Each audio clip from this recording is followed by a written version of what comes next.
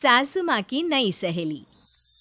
प्रिया kitchen में चाय बना रही होती है और सुमन ड्राइंग रूम में बैठकर मजे से टीवी देख रही होती है।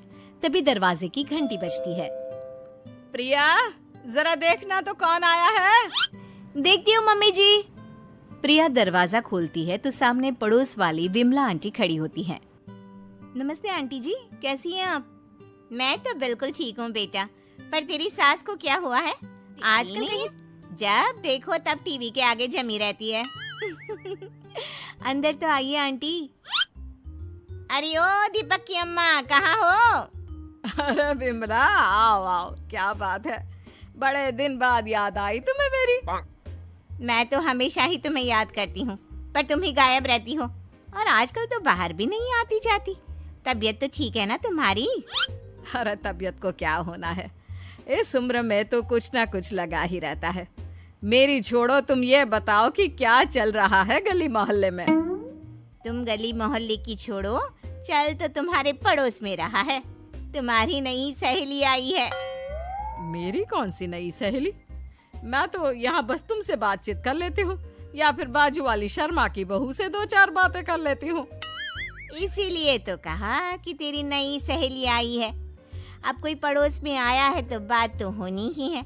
कम से कम इसी बहाने हमारा भी एक ग्रुप बन जाएगा। फिर सब मिलकर अपनी बहुओं की शिकायतें किया करेंगे। दोनों हंसने लगते हैं। तभी प्रिया चाय लेकर आती है और सामने टेबल पर रख देती है। दोनों चाय पीती हैं और बातें करते हैं। चलो मैं चलती हूँ, अब कल मिलते हैं। राम राम। अगले दिन प्रिया किचन में कुछ काम कर रही होती है और सुमन आराम से सोफे पर बैठकर मटर छिल रही होती है। तभी डोरबेल बजती है। प्रिया दरवाजा खोलती है तो सामने उनकी नई पड़ोसन खड़ी होती है। जी, आप कौन? मैंने पहचाना नहीं। नमस्ते बेटा, मैं शारदा, आपके बगल वाले घर में अभी 2-4 दिन पहले ही शिफ्ट हुए हैं। ओह अच्छा। नमस्ते आंटी, अंदर आइए ना आप। देखिए तो मम्मी जी, आज कौन आया है। इतना कहकर प्रिया किचन में चाय बनाने चली जाती है। नई पड़ोसन को घर पे देखकर सुमन थोड़ा हैरान हो जाती है। नमस्ते बहन जी, मैं शारदा, आपकी नई पड़ोसन।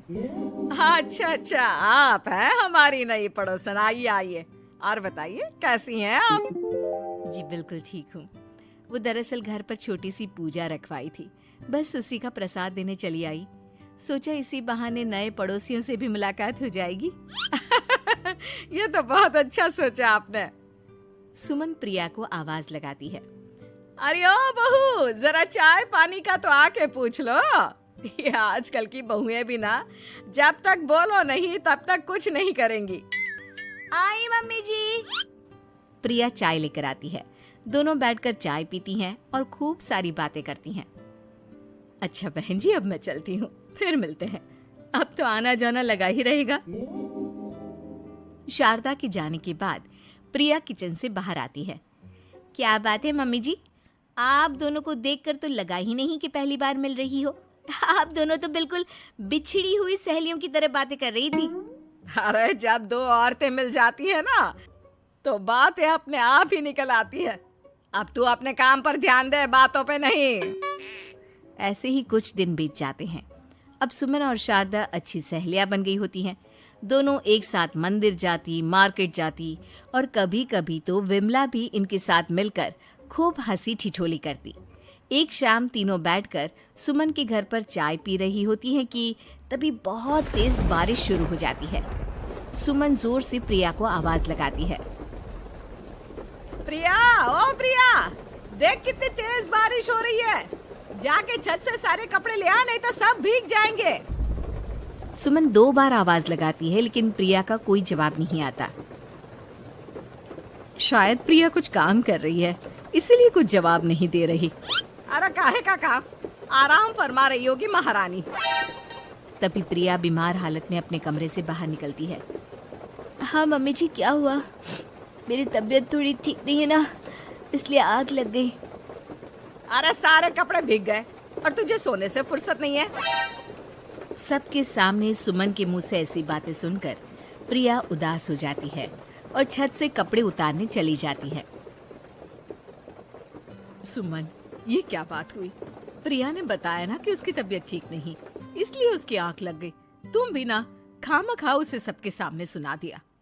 अरे आप नहीं जानती शारदा जी, कुछ बहुएं ना बहुत आलसी होती है, घर का एक काम नहीं करना चाहती। ऐसा नहीं है सुमन, तुम्हारी बहू तो बहुत प्यारी है, तुम्हारी सारी बात भी तो मानती है। हाँ सुमन, तुम प्रिया के बारे में ऐसा क्यों सोचती हो? मेरी भी दो बहुएं हैं, लेकिन मैं उन्हें अपनी बेटियों की तरह रखती हूँ। आखिर वो भी तो किसी की बेटियां ही है ना। और अगर तुम ऐसा ही व्यवहार करोगी तो एक दिन प्रिया भी तुम्हारे साथ ऐसा ही बर्ताव करेगी। शारदा और विमला की बातें सुनकर सुमन की तो बोलती बंद हो जाती है। वहीं प्रिया भी बाहर से सारी बातें सुन रही होती है। अरे मैं कोई उसकी दुश्मन थोड़ी ना हूँ, मैं भी उसकी माँ हूँ, लेकिन कभी कभी सास बनना पड़ता है, नहीं तो बहुएं हाथ से निकल जाती है। देखो सुमन, ये सब सोच का फर्क है। अगर तुम ये सोचोगी तो कभी प्रिया को अपनी बेटी नहीं बना पाओगी। इतना कहकर शारदा और विमला वहां से चली जाती हैं और सुमन अकेले बैठकर उनकी बातें सोचने लगती है। अगले दिन प्रिया और दीपक अपने कमरे में बैठकर बात कर रहे होते हैं और सुमन उनके कमरे के बाहर कुछ काम कर रही होती है और उन दोनों की बातें सुन लेती है। दीपक, तुम्हें पता है हमारे पड़ोस में जो शारदा आंटी है ना, बहुत अच्छी हैं। अच्छा, ऐसा क्या हो गया जो तुम्हें वो इतनी अच्छी लगने लग गई? कुछ खास नहीं, बस कल जब मम्मी जी मुझे सबके सामने सुना रही थी तो शारदा आंटी ने मेरा साथ दिया। मैं तो सच में हैरान ही रह गई थी जब उन्होंने मम्मी जी को मुझसे ऐसा बर्ताव करने के लिए मना किया। अच्छा, फिर क्या हुआ? होना क्या था, शारदा आंटी तो मम्मी जी को समझा ही रही थी कि बहू को भी बेटी की तरह ही रखना चाहिए, लेकिन मम्मी जी तो मम्मी जी है ना, उन्हें तो मुझ में हमेशा कमी ही दिखती है। काश मुझे भी शारदा आंटी जैसी सास मिली होती जो मुझे भी अपनी बेटी जैसी समझती। सुमन ये सब सुनकर बहुत उदास हो जाती है और वहां से चली जाती है। प्रिया की बातें सुमन के कानों में बार बार गूंज रही थी। उसे बहुत शर्मिंदगी महसूस हो रही थी कि उसने प्रिया के साथ बहुत गलत किया है। अगले दिन सुमन शारदा और विमला को बुलाती है। क्या बात है सुमन, आज तूने ऐसे अचानक क्यों बुलाया? सब ठीक तो है ना?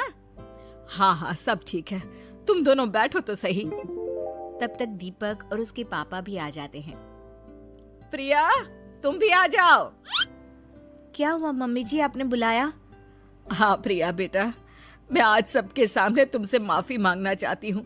मैंने आज तक तुम्हारे साथ बहुत बुरा व्यवहार किया है, लेकिन तुमने कभी भी मेरे साथ बुरा बर्ताव नहीं किया। मुझे अपनी गलती का एहसास हो गया है, हो सके तो मुझे माफ कर देना। प्रिया अपनी सास की बातें सुनकर हैरान हो जाती है। उसकी आंखों में आंसू आ जाते हैं। प्लीज मम्मी जी, आप मुझसे माफी मत मांगिए, मैं भी आपकी बेटी ही हूँ। वैसे एक थैंक यू तो मेरी नई सहेली को भी बनता है, जिसकी वजह से मुझे मेरी गलती का एहसास हुआ। शारदा बहन, आपका बहुत बहुत शुक्रिया जो आपने मेरी आंखें खोल दी। अरे क्या सुमन, तुम भी ना? तो फिर इसी बात पर चाय और पकोड़े हो जाए? हाँ हाँ, क्यों नहीं।